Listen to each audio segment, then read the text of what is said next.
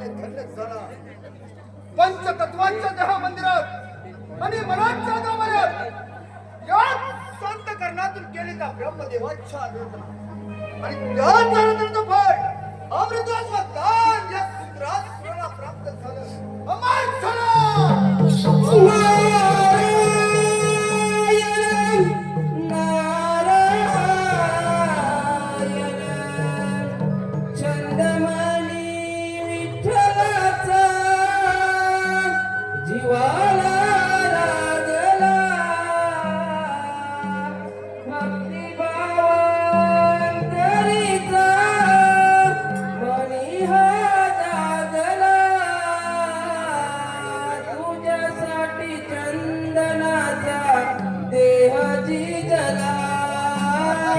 वैष्णवात माणुसकीचा